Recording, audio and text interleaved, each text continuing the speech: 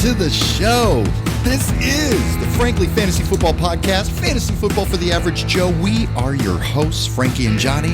Welcome to the show. Frankie, how are you, man? What's going on, Johnny? Happy Tuesday, man. Happy Tuesday. What is it, week 11? Week 11, I know. Hey, man, coming to you live from Nashville, Tennessee. As you can tell by my voice and my face, I'm a little hungover this morning, man. I enjoyed Nashville a little too much last night. There you go. Nothing wrong with that, man. Nothing wrong with that by any means. Drinking coffee, trying to get juiced up. Let's go. So it's week 11, dude. Week 11. There are 4 weeks left in the regular season for fantasy football. This is like the fourth quarter. This is where you got to get going. This is where you got to get your team pumped up, get them motivated. We're going to talk today about some trades, about some buy low, some sell high candidates. We've got a trade deadline coming up in most leagues. Yeah. Got our hit its and quit its. We got our news and notes, our flex appeals.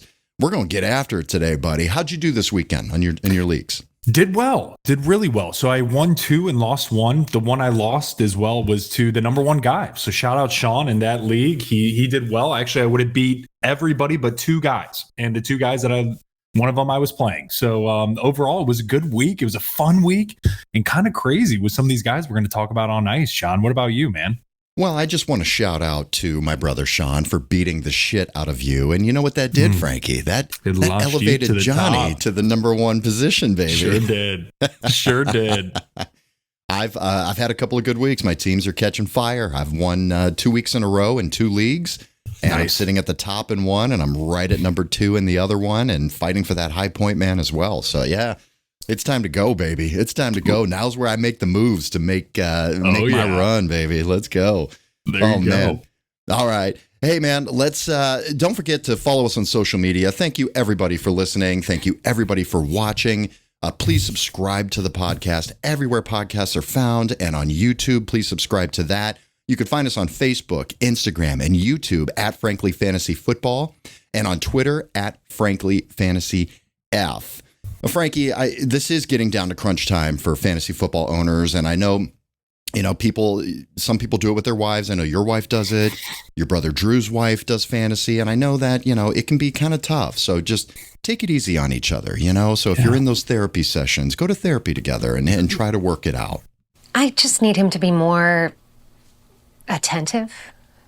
It was one bad week. How am I supposed to live with someone who can't even set a lineup? She has me in 6 different leagues. It's a lot.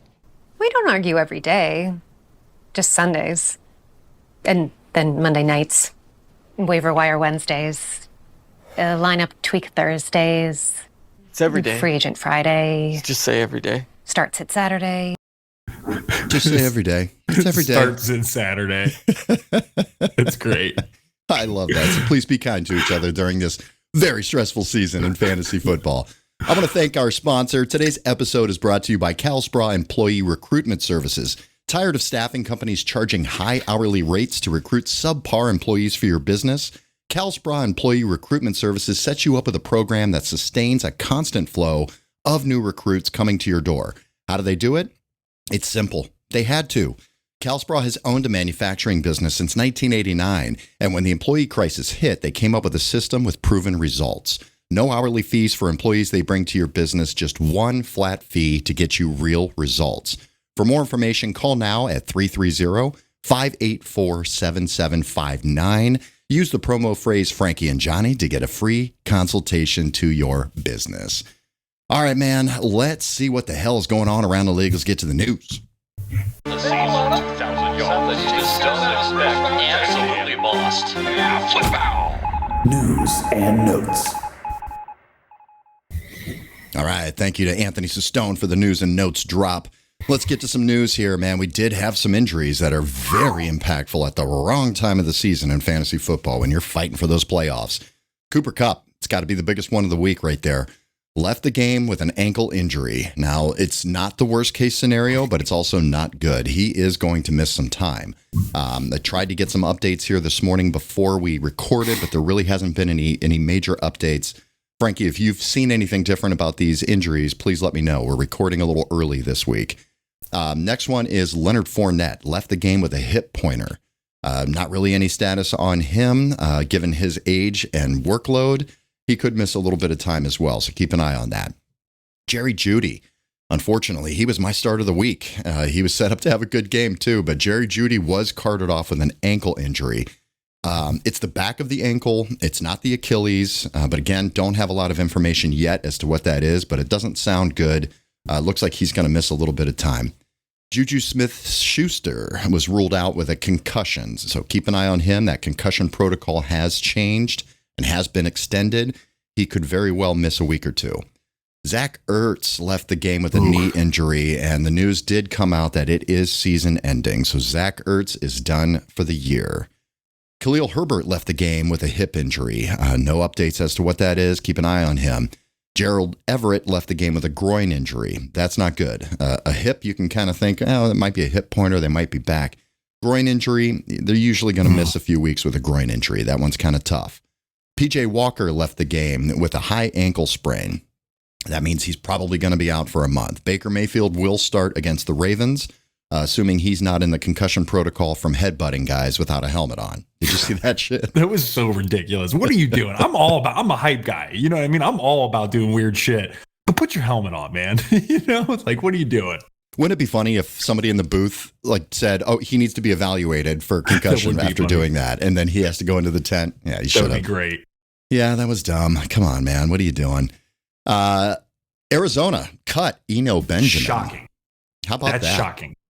Yeah. What do you think that move has to do with here? Do you think they brought on another running back, or is it just because Connor's healthy and they like what they've got, or is it because they've got what's his name, Williams, coming off of IR potentially? Darrell Williams. Yeah, John. I think it's a mixture of everything. It's hard to speculate though, because Eno Benjamin, I mean, he was playing well. It wasn't like he was like a complete scrub. So I don't really know, but from the way James Conner looked, he does look healthy. So it could be that, but it's pretty strange, man. there's a lot of weird shit going on there right now. Yeah, there definitely is. Speaking of Arizona, Marquise Brown is getting close. According to Cliff Kingsbury, the head coach, probably not this week, but definitely after the bye is when they're looking at getting Hollywood Brown back. And I know fantasy owners have had him sitting on your IR spot for a while. Really want to get him back. All right, man, let's get to Frankie and Johnny's Song of Ice and Fire.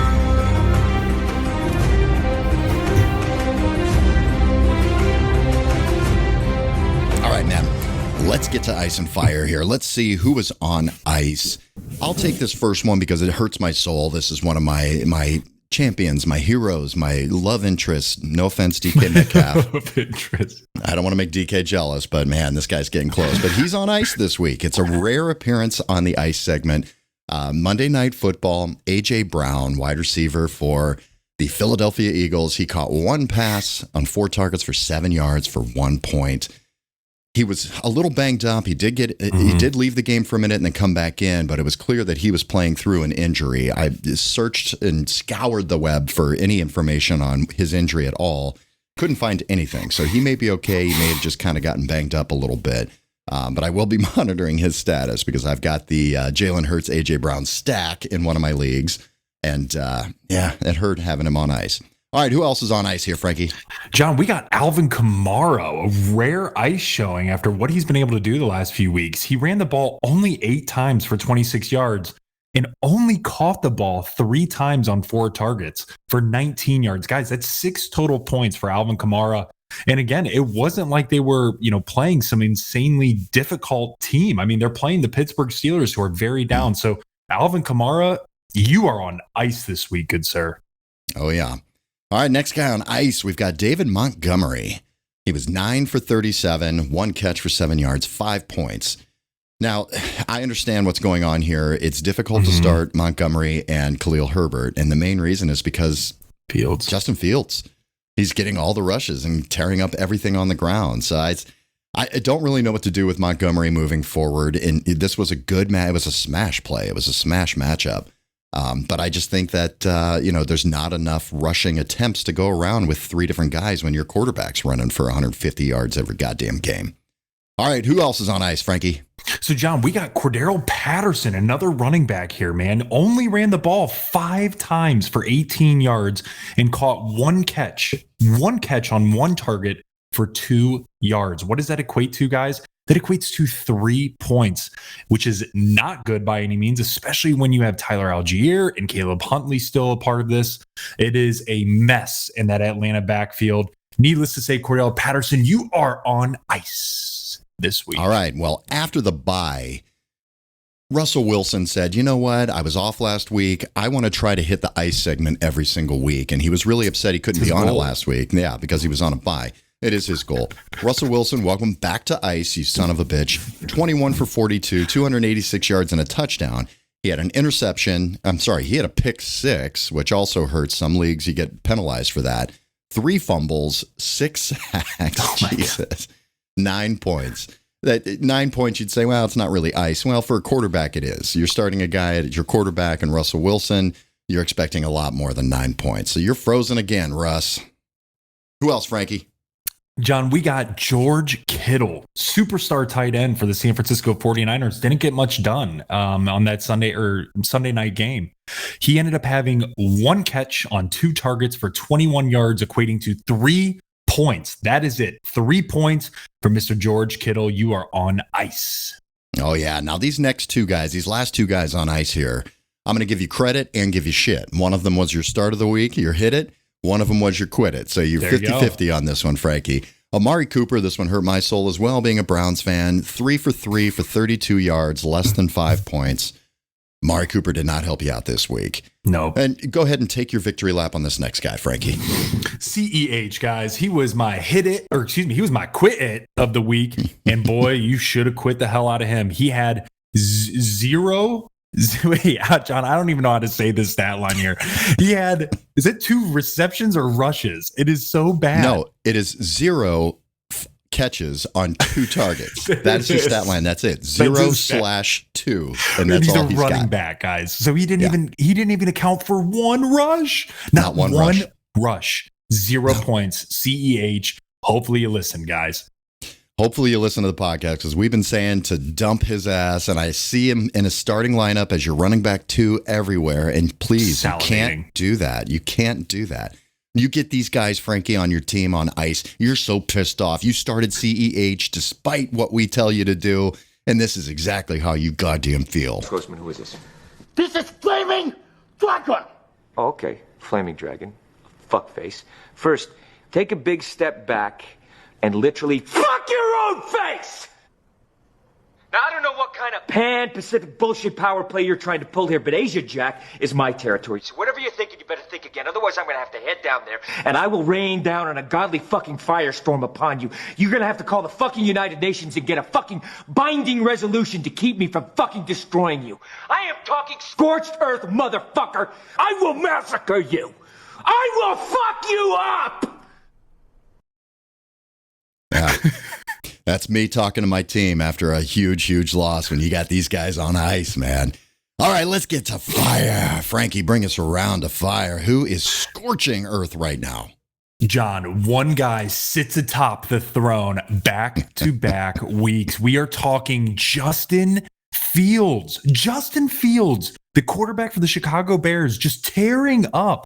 He had 20 passing attempts last week, completed 12 of those for 167 yards and 2 touchdowns. He did throw an interception. However, he is destroying teams on the ground, John. Wow. He had only 13 rushes for 147 yards and 2 TDs. What does that equate to, guys?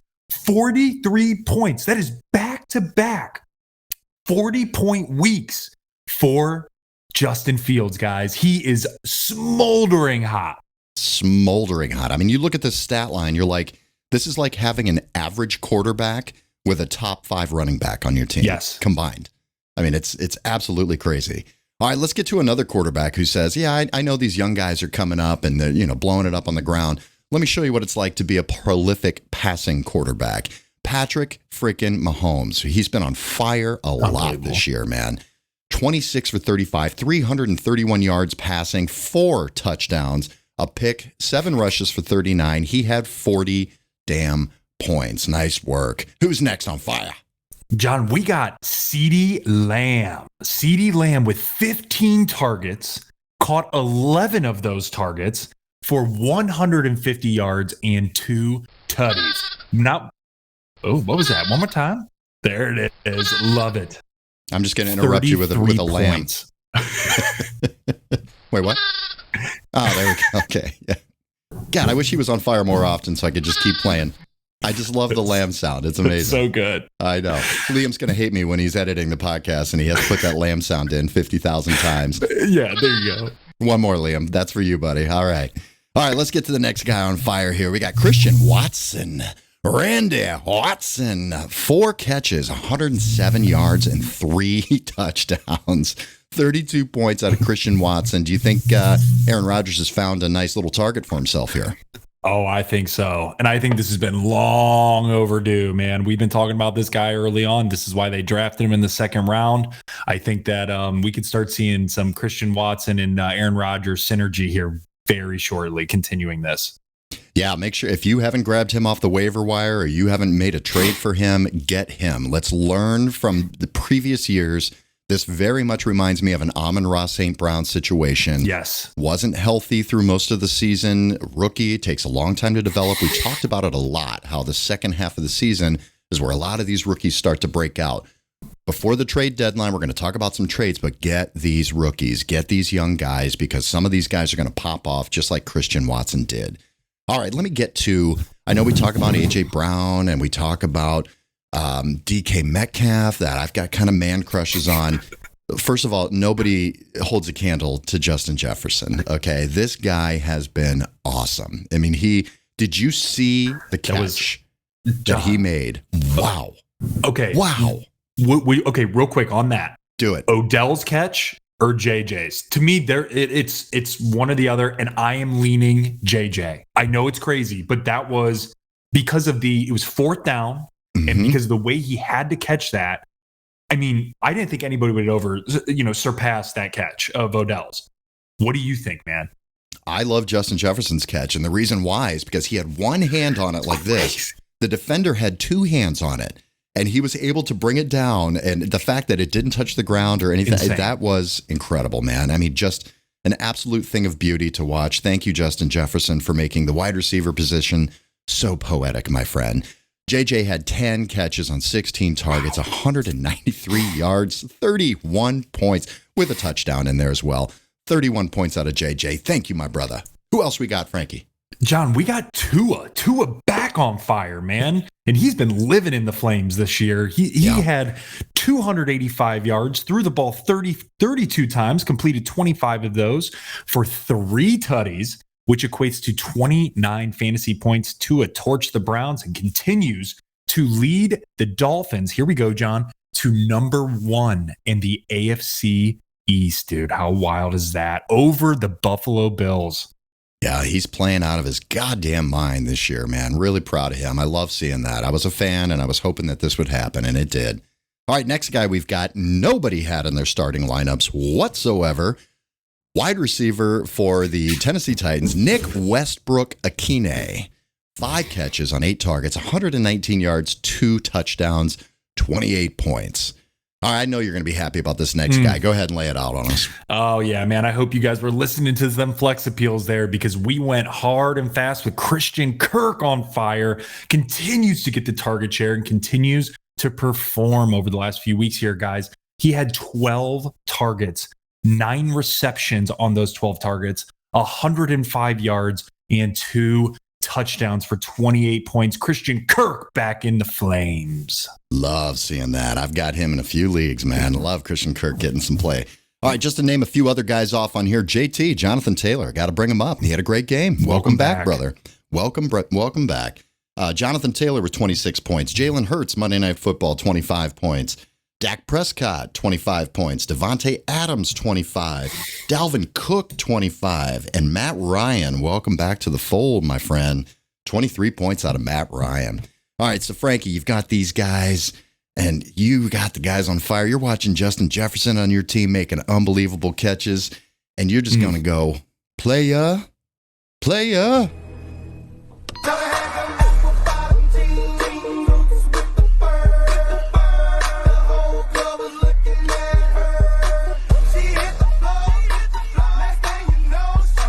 See, this is the good part, Pecker. It's when the job gets fun. Yeah. Ask seat. All right, you play ball, we play ball. I know you want the goodies. Welcome to the goody room. You paying attention? Because I'm talking G5 for the picker. That's how you're gonna roll. No more frequent flyer bitch miles from my boy. Oh, yeah. Player. Player. Big dick player. Swinging past your knees. Big dick, baby. Yep. Yeah. Player. There it is. Swinging down to your knees, man. That's what you got when you got these fire guys on your team. Welcome to the Goody room. Welcome. All right, man. Let's talk about some trade here. We got some buy-sell candidates, some guys we want to talk about. The trade deadline is approaching. Usually it's week 11 or week 12. Week 11 is this week, so pay attention to when your trade deadline is and make some moves here, man. Let's talk about a few guys that we want to buy, that are buy candidates. One guy I want to talk about, it might be difficult to get him because he has been so good, and we talk about him every single week. Kenneth Walker III, KW3. He had a down week. He only had like 17 yards rushing, but he did get some play in the passing game. But if you can get Kenneth Walker, maybe you can piece together an RB2 and maybe a flex wide receiver, and you can get Kenneth Walker on your team. He's got promise. I mean, this is a guy who can win you leagues, especially based on that Seattle Seahawks schedule the rest of the way. So buy Kenneth Walker if you can. Frankie, why don't you talk about some young guys here that are coming up that we've been talking about, these rookies, how the second half of the season is where you want these guys, where they start to pop off. You've got veteran running backs ahead of them that may be wearing down a bit, or they're aged. The guys with the juice come back up. Give me a couple of running backs that's got some juice that really that are starting to trend up here, that now would be a great time to try to buy. Yeah, totally, John. And there's two that really come to mind for me right away, and it's Rachaad White and then Isaiah Pacheco. And for me, the reason why Rachaad White is so enticing, John, is because of the injury with Leonard Fournette, guys. So Rachaad White, running back, Tampa Bay Buccaneers, okay? Here's the thing. They're on bye this week. And so with them being on bye, they're going to come back, play the Browns the following week, which I believe is week 12. And so they're going to get a lot of rest. So pay attention to Leonard Fournette's injury status, right, heading out of the bye week. But I love Rachaad White. They drafted him for a reason. He was explosive as hell out of Arizona State. And now we're starting to see the fruits of the labor. When you're like, John, it was a perfect analogy when you were talking about how some of the receivers, it took a while with Amon-Ra St. Brown and a lot of these guys. It really does. That transition from college to the NFL, the speed of the game is there. And so you need to slowly, pick that up. And so what Rachaad White done is he not only picked that up, he took and ran with it last week, literally, right? 22 rushes, 105 yards. I mean, he looks stellar, man. He almost looked very similar to that from an explosive standpoint of Tony Pollard. And so that would be a really good comparison in my eyes, especially with this Bucs team who's needing a spark. You can't rely on Tom Brady to throw the ball at 46 years old 50 times every single game. You're not going to be able to win like that. So I really like Rachaad White, guys. Try to buy him. Try to buy him now. Especially with the uncertainty with Leonard Fournette. They're in their bye week. He might get forgotten, as crazy as that sounds, throughout this week. Everybody on bye week usually tends to get forgotten in some aspects. Do not forget about him. Try to buy him right now. John, the other guy I wanted to mention, as I said, is Pacheco, Isaiah Pacheco, who is the running back for the Kansas City Chiefs in a committee with that of CEH and that of Jerick McKinnon. The interesting thing is, though, Pacheco now 2 weeks in a row has led the rushing attack. Now, John, the issue with Pacheco is that even though he's leading this rushing attack, there hasn't been a lot that has come from it. We're talking 50 yards, 40 yards, 60 yards, no touchdowns, not a lot from the passing game. And it's strictly because of the committee. But I agree with you in the sense of buy him right now low. You can get him for dirt cheap. Hold on to him. Because what we just mentioned with CEH having a 0 for 2 stat line, which is 0 receptions on 2 targets, is absurd. He's not even getting, you're telling me CH isn't getting 1 rush, which means that they really like Pacheco. Now, to that point, if Pacheco's not scoring and things like that, it really hinders kind of that ceiling. but that floor continues to rise. And so that's what I like, John, when I'm thinking, longevity, when I'm thinking playoff push, thinking potential injuries down the line. I want a guy that I know that can at least set up a decent floor, and with the potential with the Patty Mahomes team to maybe catch a touchdown here down the stretch. So those are the two rookie running backs, guys, I would really be honing in on coming down the stretch here, especially with these trade deadlines coming about. Yeah, and we're going to stay with the Chiefs. Another guy I'm buying is Kadarius Toney. If you can get Kadarius Toney, I think you can get him fairly cheap.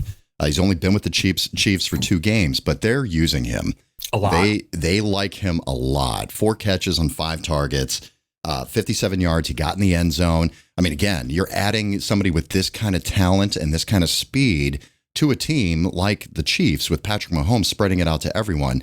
You got Juju banged up. Mecole Hardman missed last week. They love Toney, so try to get him, and I feel like you can start him in your flex very confidently.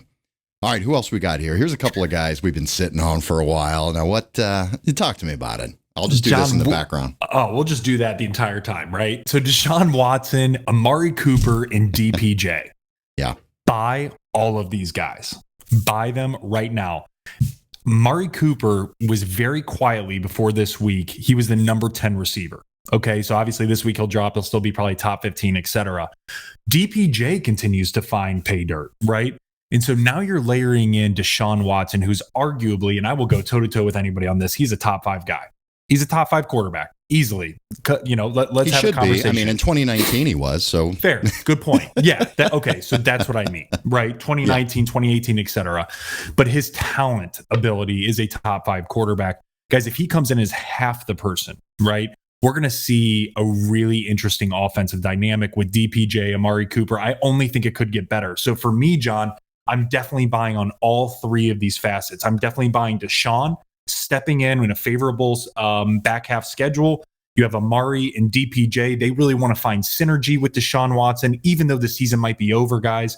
From a fantasy perspective, it makes a lot of sense because they want to get Deshaun as many reps as possible. And so with those 2 guys, those are going to be the pillars moving forward. So I really think if you have the opportunity, buy low on these cats. Absolutely. And when you're analyzing trades, you're trying to look through who you want and who you got to start looking. Now is the time. Start looking at playoff schedules. Now is that time. Start looking at that. Browns have a decent playoff schedule, really, for fantasy. So you're looking at weeks 14 or 15, 16, 17 for most leagues. But at 2 games at home to do that, that's great. Amari Cooper's been fantastic at home, and he's been terrible on the road. But you've got Baltimore, New Orleans, and then at Washington. So favorable schedule. High risk, high reward with Deshaun, but I think that Amari Cooper and DPJ, double penetration Jones, I think those are going to be pretty safe guys for you moving forward when Deshaun gets back. Absolutely. All right, so let's look at, I'm going to talk about Courtland Sutton here, and I'm actually going to talk about him a little bit later. Courtland Sutton has been very disappointing.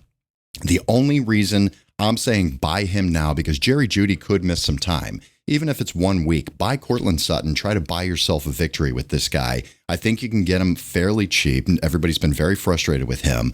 But without Jerry Jeudy, he's just targeted and blanketed nonstop by Russell Wilson. So get Courtland Sutton on your team. We'll talk about him a little bit later as well. Who else we got here, Frankie? Guys that you want to buy? Yeah, John, I'm looking at Chris Godwin. He's another one that continues to pop up, John. I mean, what we're seeing from a target share perspective, we touched on this last week. It's not going down. It's staying consistent and even going up. I mean, guys, he finally got pay dirt this week. He got a touchdown. Really looks sharp. That connection there with Tom Brady continues to grow. I think that this is a guy, John, that you can package together. Or excuse me, if you're looking to buy him, you can end up selling potentially one of, a top tier running back if you have extras, or even a receiver, and get some depth, and maybe even get a guy like Godwin and then get another depth piece, right? Something along those lines. So, and because I think that truly down this stretch, guys, the Tampa Bay Buccaneers are needing to keep pace to win their division. Okay, right now they are top, but they need to continue to put the pedal down, excuse me. So from my perspective, man, you got to try to buy Chris Godwin, especially how this offense is turning around. We talked about it last week with Chris Godwin, how he hadn't had a touchdown yet, and just the law of averages was saying that he was going to score, and sure as shit he did. He scored this week. Might be able to get him, though. I know he's on the rise. We talked about it. He did score, but I think you might be able to get him. He's got a bye this week coming up. Some of these teams that are fighting for the playoffs may not be able to survive, too many bye weeks here. Mm-hmm. So now's a good time. If you can sit on a guy on a bye week, buy Chris Godwin. The targets are there. The touchdowns will come. All right, I'm going to talk about, let's see, who else do I want to buy here? I like some of these guys. You know who I want to buy, Frankie? Who's that? I've got my eye on him. I've been sitting on him. We've been talking about these rookies. Jaylen Warren, running back for the Pittsburgh Steelers. I want to touch on this guy for a second. I drafted Najee Harris. I was pissed. Justin Jefferson was taken right in front of me. I didn't want to do it. I was worried about Najee. I was right. Drafted him. I ended up taking his backup and sitting it on there, putting Jaylen Warren on my bench just in case he got hurt. I moved Najee Harris immediately. I saw the writing on the wall. I didn't like it. I got rid of him, got a piece for it. That was a good move. But I kept Jaylen Warren on my bench. This guy's getting some play. He's coming in and he's taking some runs from Najee. Najee's clearly not healthy. He's got something going on with a Liz Frank or a toe injury. He hasn't been right all year. Jaylen Warren's coming in. He's got the juice. We talk about the juice, and he's got the juice. So they're really working him in. It's almost a 60-40 split right now. Jaylen Warren's actually getting more play, catches, and targets out of the backfield at the moment. So I think this is a good stash. Get him on your bench. You can probably get him off the waiver wire, but get him on your bench and see if there's anything there. Because at the end of the season, Najee could break down or they just make a decision. Their season's over. Let's see what this rookie looks like. So get him on your bench. I think you can. He might be able to surprise you here late in the season, John. And I think that's the key too. I think it's not just because, right? Like if Pittsburgh ends up dropping a few of these games and they're mathematically eliminated, they're definitely not going to put out Najee. You would be stupid. It would be asinine to, or at least run him to the level of what he would rather be running. And so that's what makes sense. That's the sexy part of this, is where Jaylen Warren, why not see what this cat has? Why not see what he can do? Because the reality situation is, and I'm not here to say this, but is Najee the next Trent Richardson 2.0? And that's a real thing. That's a real thing that the Steelers might need to think of, right? I mean, Trent Richardson almost had 1,000 yards rushing his rookie year. It was incredible, drafted 3rd overall by the Cleveland Browns, and was abysmal sophomore year and on, second year on. And so I'm not saying that to the level yet of what's going on with Najee, but when you're looking at Warren, John, and how explosive that dude is downfield, like he hits that hole and that dude is like, I mean, it's shocking. It looks impressive. Keep in mind, I love that because Warren could be that sexy flex piece that you could end up plug and playing down the stretch in that Super Bowl playoff matchup that could mean something. Absolutely. He's getting double-digit touches the last 2 weeks in a row, creeping up on double-digit points. He's had 9 points 2 weeks in a row. And this could be a guy that you could look at flexing in the playoff schedule. The schedule's nice, too, at the end of the season. At Carolina, home for the Raiders, and at Baltimore in the Super Bowl for fantasy. That's nice on the ground, absolutely. And getting the catches and things out of the backfield, yeah, it could be something to keep an eye on for sure. Who else do you like on this buy list, Frankie? So, John, I like Devontae Smith, and I like him. And he's been one of those guys that's been, and we've mentioned it, very similar to how Tyler Lockett kind of has been in the past, right? Kind of boomer bust. Really good weeks, really low weeks. But heading into, this back half of the year, 4th quarter of the year, should I say, this is the guy I want on my team. Because if something were to happen to A.J. Brown, we saw him being, heavily involved. And so I really like Devontae Smith. I like him for his upside. I like him as a nice buy piece that you stash and you wait and see what happens. Or you can plug him in the flex and be relevant fairly quickly. Again, it's a bit risky, but I like it because it's a nice depth piece. So, John, I think you could look to buy Devontae Smith if you had the ability to do so. I like that. Next guy I'm going to talk about here, he's back from injury. He missed a couple of games. Not a real sexy piece by any means, but this is somebody you can buy on the cheap and see what you've got going on. It's Nico Collins, wide receiver for the Houston Texans. He came back and played pretty well. I mean, he had 10 targets, for Christ's sake. You got a weird shit going on with Brandon Cooks. Mm-hmm. He's not happy. He doesn't want to be there. He's really only playing right now because of his contract. He gets paid to play, the games that he plays.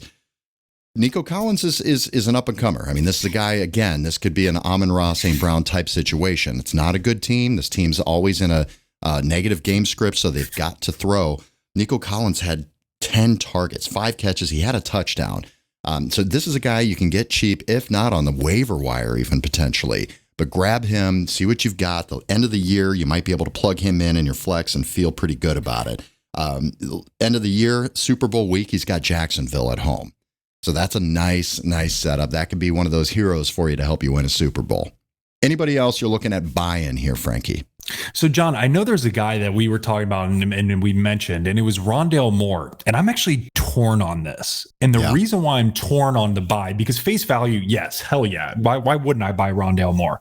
Well, the reason being is because Marquise Brown is coming back. We have yet to see what this offense looks like with a healthy Connor, a healthy Marquise Brown, and a healthy D-Hop, right? And then you layer in a healthy Kyler Murray.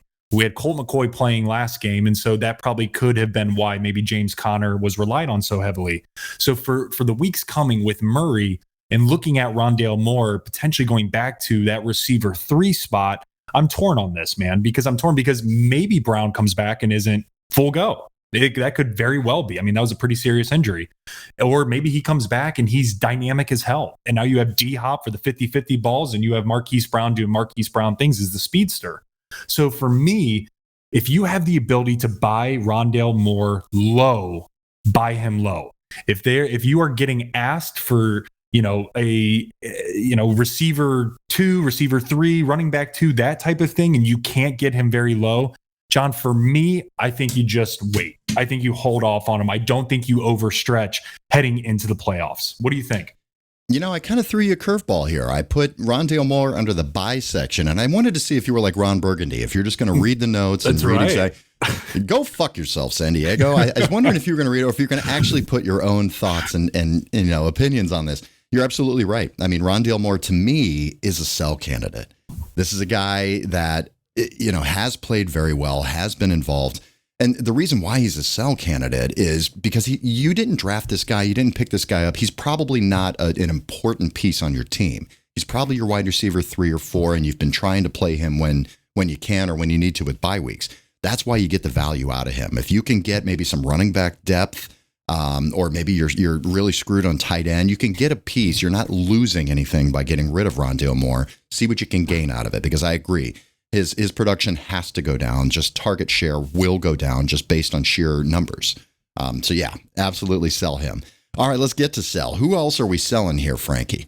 John, I'm huge and heavy on selling Leonard Fournette. I've been beating this drum for the last 2 weeks, man.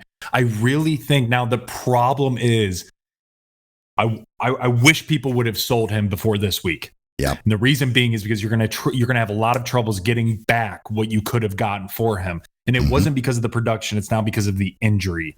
And it's because of how Rachaad White looked. So with all of those things kind of combined, it's going to be difficult. So you might need to package up, a 2-for-1 or a 3-for-2 or a 2-for-2, something like that. When I'm saying, I got to take a step back sometimes and remind myself that, hey, maybe people don't know what I'm talking about when I say that. When I say a 2-for-2 or a 3-for-2 or a 2-for-1, what I mean by that is packaging up players. So for instance, maybe a Leonard Fournette and somebody else for an addition for that player that you're looking to get. Or maybe it's, 2 players, including Leonard Fournette for 2 other players, something along those lines. And for me, it's just because I'm struggling to trust him down the stretch here. I would rather put my faith in somebody else and even potentially, if I'm able to get Rachaad White and another piece, I'd rather put my faith in that at this point in time, based on when Leonard Fournette was playing, didn't look good. So there's a lot of things kind of going into it. Again, this is going to be a tough one to get your value back on. However, if you find the right buyer and you're the right seller, pull the trigger, make the trade, get this done, because I'm telling you, all signs are pointing to Rachaad White. I agree 100%. You should have gotten rid of him already, but if you hadn't, try to do something. He's on a bye with this week as well, which makes it difficult. It's got to be a team maybe that's doing well and that can withstand the bye week and just needs some running back depth, but definitely try to package him and upgrade there. All right, I'm going to go out on a limb here, and this is like you're selling your stocks, man. I'm going to sell Tony Pollard, and the reason why is because I think you can get a lot for him. He's been just awesome. He's the guy with the juice in Dallas. Zeke's been hurt. It's been his backfield. But this is also a guy that he can't really take the full workload. I mean, he's been quoted as saying that that's enough. I can't do any more than what I did. That's all I got. Zeke's coming back. And for whatever reason, he's, Jerry Jones has a hard on for Zeke. I don't know if Zeke's got pictures of him with a Thai hooker or something. Right. I don't get it because, Tony Pollard's definitely the better back at this point in their careers, but they're going to use Zeke. He's going to cut in. Zeke will be back next week. No question about it. So I'm selling Tony Pollard because I think you can get a lot for him. Try to get, a number one receiver potentially out of Tony Pollard. There's going to be teams that need running backs. I think you can move him and get something good for him. Now's the time to do it before Zeke gets back. Who else you buying here, buddy? So, John, I'm definitely selling. Who are you selling? So one guy that I we might disagree on a bit, and I want to kind of go down this path for a second. And it's Deontay Foreman. For me, we have him listed as a sell. I'm laughing because we're going to disagree because I just sold him to you last week. Yeah, that's right. We just made a trade. That's a great, what a perfect use case. I didn't even put two and two together there. So for me, I'm actually looking to be on that end of buying Deontay Foreman. And it's strictly because of the pure workload he's got. Now, I know Chuba Hubbard has been hurt. I understand that. But even when Chuba Hubbard came in, they continued to feed Foreman. And what we're starting to see is with PJ Walker hurt, you have Baker coming into the fold against a Baltimore defense. Baker hasn't looked good at all year. He might have had one game that was okay. They have relied on the running and the running attack and rushing attack. So for me, and I'm looking at this through the lens of, okay, if I have Foreman, what can I get for him? Well, he just had 3 big weeks out of the last 4. So you could probably get something nice for him. But in my eyes, I would be looking to buy him. And I say that because if I can buy him as my running back 3, not as my running back 2, but as my RB3 heading into the postseason, I'm feeling much better about my depth. We're starting to see these guys getting hurt. We're starting to see these running backs feeling way not overwhelmed. That's a bad term, but just almost overrun. It's like they're starting to get tired. And when it gets cold and things like that, these running backs start getting tired. And that's when you start seeing some committee play. For me, Deontay Foreman has literally not played for half of a season, has come in the last 4 out of the 3 weeks, or 3 out of the 4 weeks, he's had over double digit points or more. And on top of that, John, with it getting cold, Carolina, hey man, I used to live in the Carolinas. It still snows down there, right?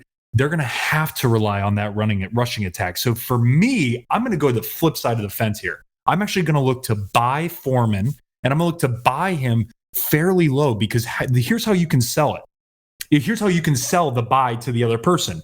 Hey, Chuba might be coming back, right? What we saw from Chuba is he still got the ball, right? 60 some yards, looked decent. What happens if Chuba ends up playing? Okay. But in your back pocket, you're thinking, hey, I don't give a shit about that because Deontay Foreman just ran 31 times. Right. So for me, guys, that's how I would be selling that trade, right? For me to buy Foreman. So John, I know we might disagree, especially since great example. I just bought him from you. You sold him to me. And it was a great trade because it worked out for both of us. And so what are your thoughts, man? I know you're probably on the other side of the fence, but for me as a RB3, I'm looking to buy Foreman. Yeah, it's a good point. I mean, not everything's black and white. This is definitely about your roster construction. You didn't draft Deontay Foreman. He's been sitting on your bench because you knew that something was going to happen to Christian McCaffrey, whether it was an injury or whatever. He gets traded. Foreman's the man now. The reason why I'm saying sell him is because he's probably not an integral part of your team. He's a guy that came off your bench, then got the starting, nod. He has played well, but he can't play Atlanta every single week. His 2 big games, his only 2 big games. Well, he had a decent game against Tampa Bay with 17 points, but he played Atlanta twice in the past 2 weeks. Atlanta has a terrible rushing defense. He had 33 points against Atlanta the first time and 20 points against Atlanta. He's got a tough schedule coming up. He's got Denver, he's got Seattle, he's got Tampa Bay again in the Super Bowl for you. Couple of tough lineups. He's also got a bye in week 13. That was one of the main reasons I sold him. I wanted to sell him high. I wanted to get the most value I possibly could after those 2 weeks that he had that were really strong. You can make an argument either way, though. I agree with you 100%. Some people are going to want to buy him. Some people are going to want to sell him. I was on the selling end because I didn't necessarily need him, and I wanted to get the maximum value possible before he took a shit, which he may against some of these defenses. Definitely. Yeah. All right, let's talk about another guy I want to sell here. It's David Montgomery. The main reason being is that I think his ceiling is pretty well gone at this point. You're in a committee, you're in a 50-50 backfield with Khalil Herbert, and you got Justin goddamn Fields. He's the number one running back. I wonder, Justin Fields, I'd love to look up the stat. What is he ranked as a running back alone? That would be a fun thing. I don't see that on any of the apps or any of the data here. But David Montgomery has that name value. He's one of those guys who's won people leagues at the end of the season, like 2 seasons in a row. I think it's a guy that you might be able to get something for. I don't feel good about starting him. I think it's going to be a very, I think he's got a decent floor of, 50 yards rushing. But Justin Fields is taking all the touchdowns. Justin Fields is breaking out the long runs. I think it's a guy that you need to look at selling, maybe getting a receiver flex piece for it, wide receiver 3. And I think that'll return value for him. Who else are you thinking to sell here, Frankie? Who can you get some value out of? Yeah, so one guy I'm thinking of is Cordell Patterson, John. I'm definitely thinking about selling him, and I know with him being on ice, and I know with the type of game that he had that week, it's going to be a little bit difficult of a sell. However, you sell on the potential, right? When he came back, he's getting back into the mix, he's getting back into the fold, got back off IR, he's getting it, becoming integrated once again into this offense. So for me, John, this is a guy that I would be looking to sell. And I think you can get a decent piece for him. I think you can get a receiver 3, maybe a receiver 2 upside there for Cordell Patterson, especially with the bye weeks coming through, and target him. Maybe there's a guy or a team that's on that playoff fringe. And so that's also, guys, when we're talking about buying and selling here, you need to be also targeting the correct teams that are in your fantasy leagues. You need to be looking at the guys that might be on the fringe or of the playoffs, right? Trying to battle their way and get in, or guys that are so well established right now, they're coasting in that they are looking to offload some talent to either bring in A, depth, or increase top tier talent and decrease depth. So there's a couple different facets or different ways that you can kind of, look at this. But for me, I'm definitely trying to sell Patterson and trying to get a couple more pieces from him. So if anybody's on a buy or if there's injuries from the running back situation, I would absolutely be targeting those teams within your fantasy leagues and trying to push that Cordell Patterson onto them. And again, this could be very similar, John, to what I mentioned about Leonard Fournette doing a multiple player trade, whether it's a 2 for 2, 2 for 1, something like that. I think you can absolutely get a trade done for Cordell Patterson. I like that. The last guy I want to talk about here, this is something I'm going to do. So this is funny. Doing this podcast, everybody in our leagues listens to the podcast. So I have to, make moves and things before the podcast airs because I give you my insider secrets and the things I'm trying to do. So when it comes to trades, I have to get this trade done before this goddamn thing airs, okay? I'm talking about Raheem Mostert. This is a guy I think you should sell high. I think that he's at his absolute max value right now. He's playing very well. That team is playing very well. But the reason why I'm concerned and I'm looking at selling him and trying to get one of these other rookies maybe or somebody along those lines is because you've got Jeff Wilson in there. And Jeff Wilson is just playing so well. They love him. It's kind of a 50-50 split right now. But I think Wilson has the trending on the upside, and I think Mostert's at his peak at the moment. I think there's going to be a dip. So get as much value as you can out of Raheem Mostert right now and see what you can do with that. All right, Frankie, let's get to the waiver wire here. Who are some of these guys we've been talking about today are on the waiver wire? Talk to us about some of these guys. Who's going to help us out this week? So, John, I'm going to lump in 2 of these guys that we had already mentioned, and it's Rachaad White, Kadarius Toney here. So, if you are on the waiver and you see these guys available, whether it's first priority or bid system, definitely take a shot. Rachaad White, again, as mentioned, he had 22 rushes, 105 yards, which equated to 12 points. Leonard Fournette is banged up, and he could be big for you down the stretch. And then in Kadarius Toney, guys, again, we talked a lot about him. I want a piece. If you want a piece of that Kansas City offense, go for that piece. That's the guy I would be targeting. I want a big piece. Give me a piece, baby. So those would be the guys that I'd be targeting. And John, there's a few others here that I wanted to mention, and they're actually all receivers. Christian Watson, as we mentioned before, guys, Aaron Rodgers might have found his guy. We've been talking about him a while. Could be interesting down the stretch. Get him on your roster. The other 2, Donovan Peoples-Jones. We talked about him before. We talked about him as a buy low candidate. Buy low. Get his ass on your roster if it's a trade or if he is still on the waivers. It definitely makes sense with the production value that he has. He's a top 50 receiver as it is. That is only going to get better with Deshaun Watson. And then lastly, John, Darius Slayton. What a random ass name. What a random ass person. But he continues to be boom or bust and has been slightly leaning more boom than bust lately. This past week, he had 3 receptions on 4 targets for 95 yards and a touchdown, which is 18 points. Think about it like this. The Giants have Golladay, who has been irrelevant. He's back on the field soon, but or he might have been even this past week for a few plays, but definitely didn't do much. You have Shepard, who is out for season. You have Tony, who has been traded. You have Richie James, who is irrelevant. Who the hell is going to start catching these balls? It's going to be the guy that Daniel Jones has played with before, and there has been that connection there prior to. And that's why I like Slayton. Could have nice upside towards the back end of this year, guys. So if you have an opportunity, pick his ass up. Let's hit it and quit it.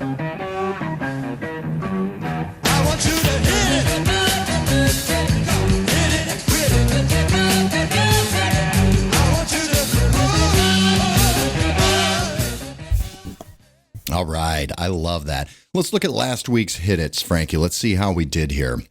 A little up and down, Jerry Jeudy was mine. He got hurt, and that doesn't really count. Chris Olave only had 6 points. Kenneth Walker, 10 points. And Amari Cooper, 5 points. So we were a little rough last week with the hit-its, man. Yeah, it was a tough week. All right, who's your first hit-it this week, Frankie? So, John, we're going to have a big bounce back week. I mean, we're going to have a big bounce back week here. I can feel it. My first hit it, man, I'm going to go with Amon-Ra St. Brown at the New York Giants, guys. We are seeing this guy come on strong after the injuries and after the bye week. He had 11 targets. He caught 10 of those this past week versus the Bears for 119 yards. Guys, here's the craziest shit. Listen in.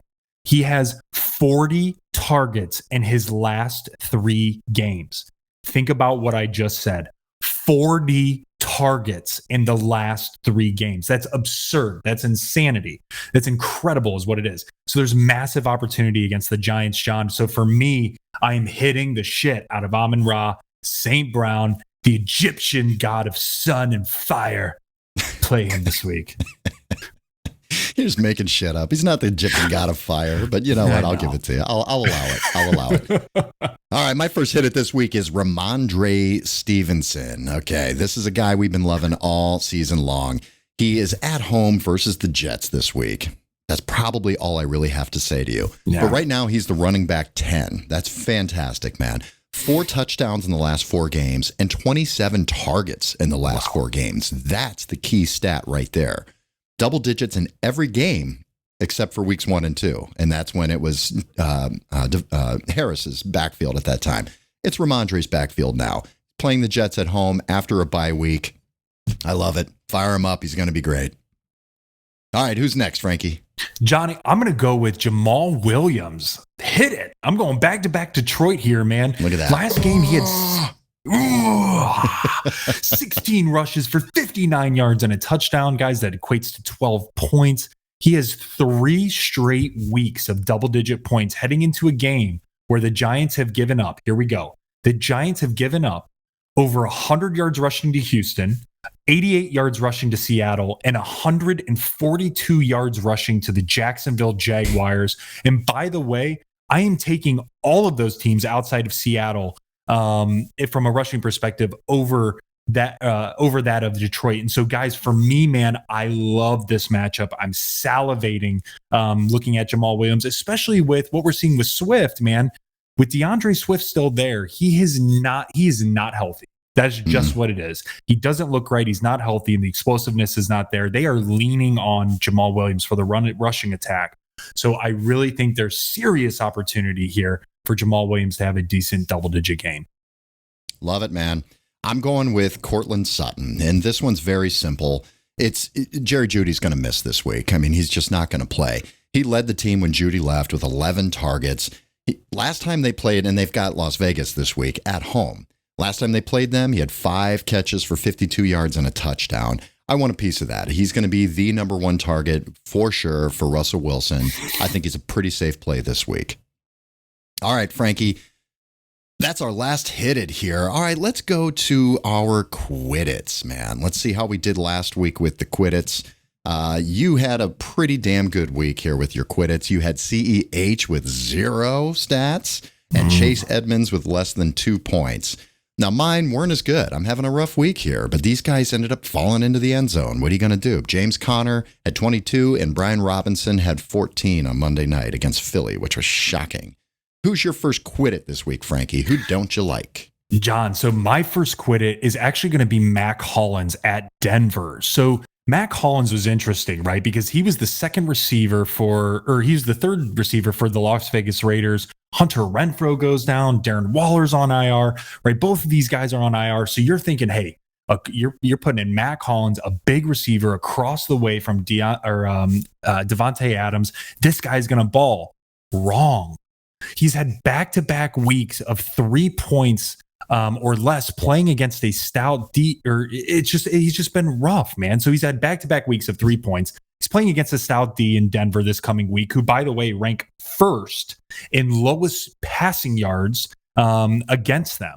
And so this, looking at what Mac Hollins did this past week against Indy, who is nowhere close to being as stout, he had 6 targets, he had 2 receptions, 18 yards, 3 points, guys. So needless to say, Mac Hollins is a guy that I am not looking forward to this week and will be quitting.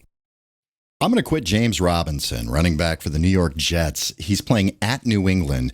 New England's coming off a bye, and we all know how you give Belichick time to prepare for a team. It usually doesn't work out for that team.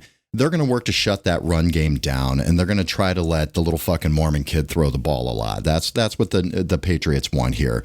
The other thing I don't like, he's not involved at all in the passing game, and this should be a negative game script game, which means James Robinson is not going to be getting those catches. They're going to have a lot of third downs with this New England defense. He's not going to be in the game that much is what I'm seeing here. Michael Carter Jr., I think, would be a better play because of the passing down work. But James Robinson at New England, after New England coming off a bye, I don't love it. I think you should sit him. Who else you got, Frankie? Yep, my last quitted, John. I'm actually going to reach out on a limb here. I'm going to go DJ Moore. Okay, so this is a bit risky, but here's why I'm going DJ Moore. First and foremost, Baker now stepping in, PJ Walker now stepping out. Okay, that to me is a bit uncertain. There's a lot of things that I don't like about that. Baker has troubled getting DJ Moore the ball in the past. Don't like that. Secondly, John, he hasn't put up more than 5 points in the last 2 outings. DJ Moore has not scored more than 5 fantasy points, guys, in the last 2 outings. It's terrible. Now you're going against a Baltimore team, okay, who's coming off bye, who's healthy, who's definitely going to be looking to turn this around from a defensive standpoint. You're telling me Baltimore is not going to look to shut down DJ Moore and say, okay, hey, go ahead. Who else you got? Right. I really think that's what's going to happen, John. And so this past week, look at what he had against Atlanta. Atlanta, who's terrible from a defensive standpoint. He had 6 targets, 4 catches, 29 yards. Okay, not great. So, which equates again to 5 points. So, John, for me, I am quitting DJ Moore this week. I'm quitting Darrell Henderson. I'm quitting the entire backfield of the Los Angeles Rams. They play at New Orleans. New Orleans the Saints have a tough run defense. The defense is not something you can just walk all over. Listen, this is a 3-way backfield. It's a 3-way split with the running backs in this team. None of them are seeing more than 7 touches. None of them. You just can't start any of these guys. He had 6 carries for 21 yards. He fell into the end zone, but you can't bank on that. I'm just staying away. There's no reason to believe that you can start any of the running backs in LA with any sort of confidence whatsoever. All right, man, let's get to something we did kick some ass on last week, and that was our flex appeal.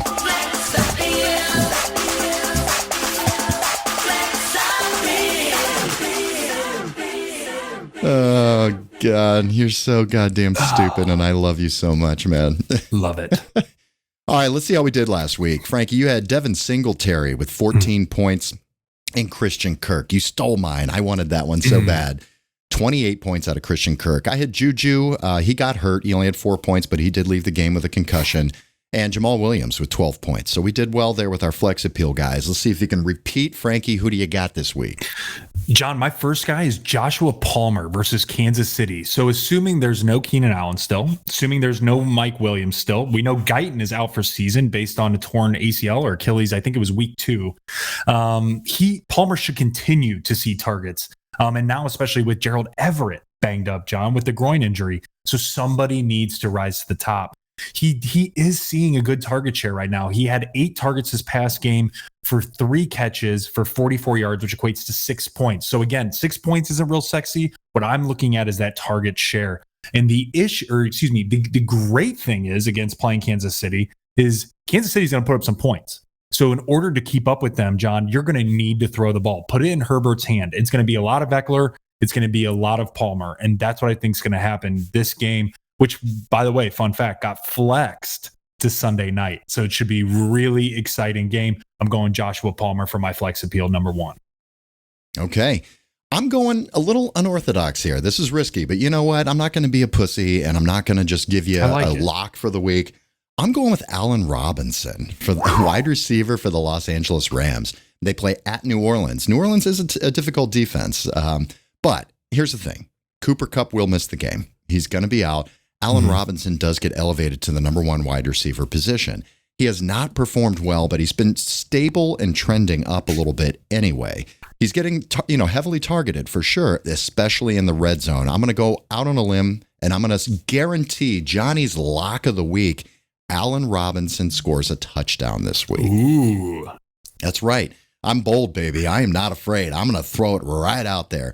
But yes, I think you could start Allen Robinson in your flex. It's just a sheer amount. The reason is just it's volume. He's going to get the volume this week. They're going to have to throw the ball. The running game is abysmal. Allen Robinson's going to reap the benefits. All right, Frankie, who's your next flex appeal guy? So my next flex appeal guy is Terry McLaurin, guys. Terry McLaurin continues to shine with Heineke at the helm. He had 11 targets this past game for 8 receptions, 128 yards. What does that equate to? 18 points. Here's the key, guys. There's been 20 targets. He's had 20 targets the last 2 games. And I really think, again, playing alongside of Heineke, I only see this playing out to his favor. They're playing against Houston, right? So the only issue or thing that you need to be worried about is what if they get the ball and really run up the score? Then that might take away some of that game script. But I don't think that's going to happen. I think Houston is going to play up to the level of Washington. I think it was an emotional game against the Philadelphia Eagles. I think they'll come back down to earth a bit, and it will be kind of one of those games to where it's going to be last possession kind of wins. And I think that last possession will incorporate in Terry McLaurin for my number 2 flex appeal. All right, my number 2 flex appeal, it's going to be Gabe Davis, wide receiver for the Buffalo Bills at home against Cleveland. This one pains me because I'm starting people against Cleveland. I'm sorry, my Cleveland Browns. They've got serious issues on defense. Teams have just been carving them up.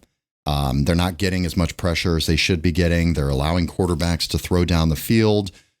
We have one of the worst rushing defenses in the league. But Gabe Davis last week, he was 6 for 9 for 93 yards and a touchdown. When Josh Allen's in the game and feeling good, Gabe Davis is an absolute stud. He's going to be able to beat the secondary with the coverage being focused on Diggs. I mean, as long as Stephon Diggs is in there, Gabe Davis is left alone to just run down the field. I think he's a very, very solid start with a lot of upside this week at home against Cleveland. All right, Frankie, let's cross the streams, baby. We'll cross the streams. Excuse me, Egon. You said crossing the streams was bad. Cross the streams. All right, help us out. We trust you here. In Frankie, we trust. Last week, Frankie's crossed the streams. His quarterback was Justin Fields with 43 points. His tight end was Cole Cometh with 22 points. And his defense was the Giants with 14 points.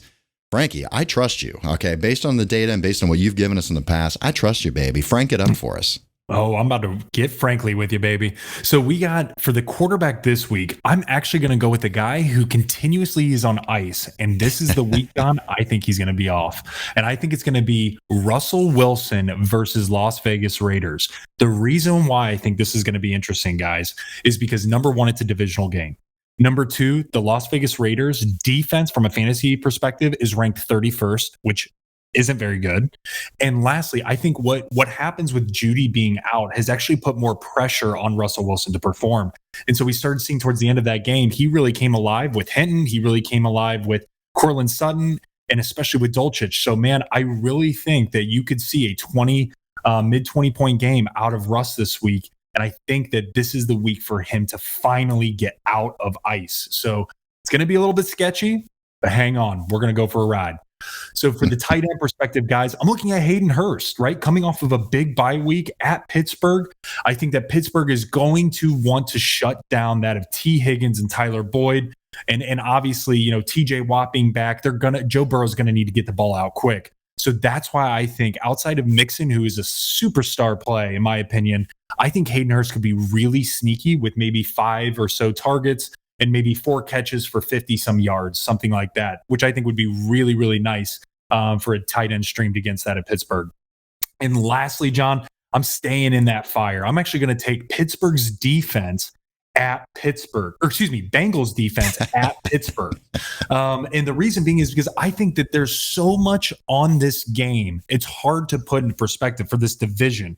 If Bengals have to win this game, same thing with Pittsburgh, but Bengals have to win this game in order to stay one game back for the Ravens. I think that what the Bengals have done coming off of a bye week, they've stayed healthy. Pittsburgh's still banged up. I think going against that of a rookie quarterback bodes well. So I'm locking in the Bengals defense as the stream of the week for defense. All right. Thanks for franking it up, baby. I love it. Going out on a limb there with Russell Wilson. That's, this is, you got that swinging down to your knees, man. You're getting a little cocky. You've been right a lot, bit. So you're getting a little cocky. I like it. I was doing high knees on the plane, John, and so it just really made me think of Russ, and it was inspiring a bit. So, can you imagine trying to sleep? Listen, I travel overseas all the time. I'm leaving on Thursday to go to London, actually, so we might be recording live from London next week. There you go. But I'm trying to sleep. I've got my beats on. I'm watching a movie. And you got some motherfucker coming down the aisle doing high knees. I'd be like, dude, you need to chill. Sit down, have a drink, take an Ambien, take an edible. Yeah. Just relax, bro. Anything. My God, he's got no chill whatsoever. All right. Thank you so much, everybody. That is the show for the week. Good luck to everybody in week 11. This is the final stretch. Do what you got to do. Reach out to us if you need help here. We've got lots of trade candidates, buy and sell. There's waiver wire pickups. There's a lot of things that need to happen. Now's the time where you step it up a notch and get your ass in those fantasy football playoffs. I want to thank special shout outs and special thanks to Anthony Sistone for providing music for us for the podcast, Liam Hickey for helping us edit the podcast, Jesse Kelsey for socials and everything he's done for us, CalSpra, our sponsor.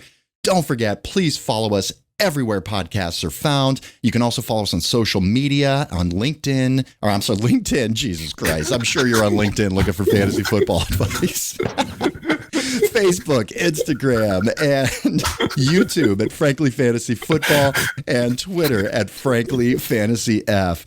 Oh, Frankie, I am hungover. I am not right. Thank God we write all this shit down because my mind is gone. I got to quit. This travel season's killing me here, brother. I'm just getting dumber and dumber. Get your lineups up on LinkedIn. Yeah, make sure you put your lineups in on LinkedIn. Ask us questions on LinkedIn if you need start sit help. Oh, my God. I'm an idiot. I'm a big dumb animal, folks. Everyone, thank you so much. Thanks for listening. Join us next week. We're going to get down and dirty. Frankie, I love you, brother. Namaste. Love you. May the fantasy gods smile upon you.